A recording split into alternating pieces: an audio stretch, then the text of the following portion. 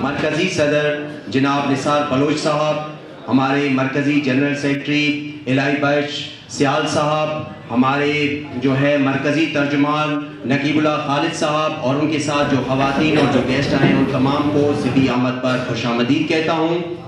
اور یہاں پر بیٹھے ہوئے تمام سیاسی اور سماجی یہاں پر سوشل میڈیا ایسوسی یہ ہوا ہے شروع، بیٹھے سب کو سوشل میڈیا ایسوسی پاکستان کی برداری کی. اب ہمارا وزٹ آج کا جو ہے سوشل میڈیا ایسوسی پاکستان کا سبی میں تھا،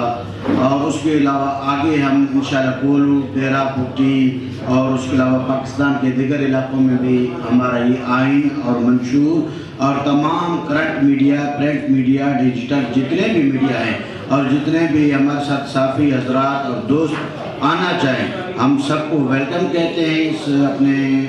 سوشل میڈیا ایسوسی پاکستان کے گروپ میں.